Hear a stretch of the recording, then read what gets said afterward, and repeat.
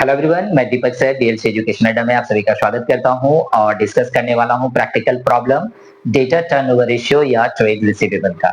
बहुत ही simple calculation होता है, इसको कैसे कैलकुलेट करते हैं, ठीक है, इसके लिए क्या जरूरत होता है, मैंने इसके थ्योरेटिकल पोर्शन में डिस्कस किया था। अभी मैं प्रैक्टिकल प्रॉब्लम बनाते समय उन चीजों का अप्लाई करके आपको दिखाऊंगा। तो चलिए, हमारे पास में कुछ इंफॉर्मेशन है जिस इंफॉर्मेशन से मुझे डेटा टर्नओवर रेशियो निकालना है। बस आपको ध्यान रखना है कि ये इंफॉर्मेशन डेटा टर्नओवर रेशियो का जो इंफॉर्मेशन है वो आपको कहां से मिलेगा। ट्रेड रिसीवेबल का जो इंफॉर्मेशन है ये आपको बैलेंस शीट से मिलेगा और नेट सेल का इंफॉर्मेशन आपको ट्रेडिंग अकाउंट से मिल जाएगा। ओके, तो इस डेटा टर्नओवर रेशियो के लिए आपको ट्रेडिंग अकाउंट देखना होगा प्लस आपको बैलेंस शीट देखना होगा। तो डेटा टर्नओवर रेशियो दो स्टेटमेंट पे डिपेंड करता है ना। आपको दोनों स्टेटमेंट क्लियरली अंडरस्टैंडेबल होना चाहिए, मतलब आप उसको बहुत अच्छे से समझते हैं तो आप किसी भी बैलेंस शीट या किसी भी फाइनल अकाउंट के कंप्लीट शीट को देख के आप वहां से डेटा टर्नओवर रेशियो निकाल पाएंगे। तो देखिए, यहाँ पे एक प्रॉब्लम है जिसमें पूछा गया है डेटा टर्नओवर रेशियो कैलकुलेट करने के लिए बोला गया है। क्या बोला गया? सो देखिए, net sales during the year, net sales during the year कितना दिया हुआ है? 30 लाख दिया हुआ है। तो नेट सेल्स हमें कहां पे दिख जाता है? तो नेट सेल्स हमें दिखता है ट्रेडिंग अकाउंट में। ये आइटम आपको कहां से मिलेगा? आपको ट्रेडिंग अकाउंट में जाके देखना होगा बैलेंस शीट का। Net cash sales during the year कहां से मिलेगा? ये इंफॉर्मेशन भी आपको ट्रेडिंग अकाउंट में ही मिलेगा। ये दोनों आइटम जो है एक ही जगह पे ट्रेडिंग अकाउंट में बाई करके आपको मेंशन किया हुआ रहता है, आप वहां से जिसको इसको चेक कर सकते हैं। अब क्या है? नेक्स्ट आइटम है debtors in the opening balance sheet.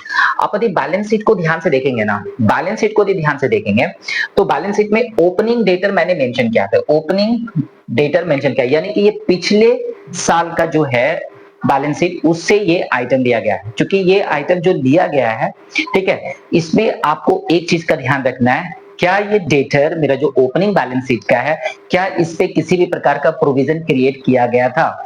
तो इस डेटर पे, दोनों ही डेटर पे मैं कह रहा हूं, चाहे वो ओपनिंग हो चाहे क्लोजिंग हो, दोनों ही डेटर पर किसी भी प्रकार का प्रोविजन क्रिएट किया गया तो पहले आप उसको ऐड कर दीजिए, ठीक है। तो जिससे क्या होगा? डेटर का अमाउंट बढ़ जाएगा, डेटर का अमाउंट बढ़ जाएगा। पिछले साल ओपनिंग बैलेंस शीट का जो डेटर है उसमें यदि किसी भी प्रकार का प्रोविजन क्रिएट किया था आपने, जैसे provision for bad debt, provision for discount allowed, तो आप उसको पहले ऐड कीजिए। सेम चीज यहाँ पे है। तो ओपनिंग और क्लोजिंग हमारे पास दिया हुआ है, तो हमें निकालना क्या है? तो हमें कैलकुलेट करना है trade receivable ratio. Okay, trade receivable ratio. तो ट्रेड रिसीवेबल रेशियो निकालना है, बहुत सिंपल कैलकुलेशन होने वाला है। मुझे चाहिए net credit sale, net credit sales चाहिए। ओके, साथ ही साथ चाहिए मुझे एवरेज डेटर। क्या चाहिए? एवरेज डेटर मुझे चाहिए, एवरेज डेटर।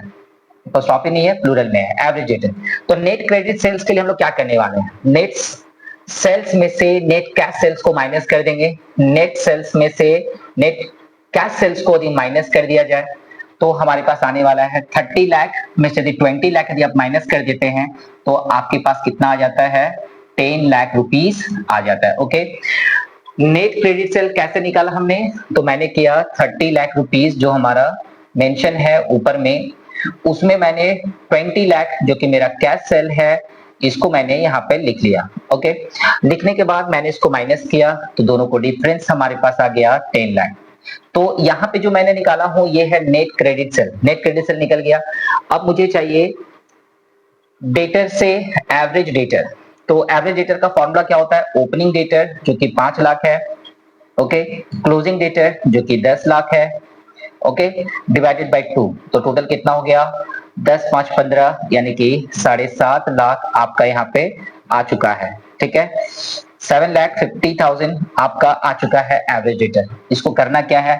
इसको डिवाइड दे देना है। 7,50,000 से आप इसको डिवाइड दे देंगे तो 3 टाइम्स में, 4 टाइम्स में, सो 4/3 यानी 1.333 या सो ऑन आएगा। आप इसको 1.3 अप्रॉक्स में लिख सकते हैं, ठीक है। और ये आपका निकल चुका है डेटर टर्नओवर रेशियो या ट्रेड रिसीवेबल रेशियो। ये जितना भी आया है ये आया है टाइम्स, ओके, चलिए अब एक छोटी सी बात आपसे करनी है। क्या है? सो समझते हैं। ये रेशियो अधिक ज्यादा हुआ तो क्या होगा? ये रेशियो अधिक कम हुआ तो क्या होगा? देखिए, आपने नेट क्रेडिट सेल को एवरेज डेटा से डिवाइड दिया है। यहाँ पे क्या है? 1.3, यानी कि बहुत ही कम आया है, बहुत ही कम आया है।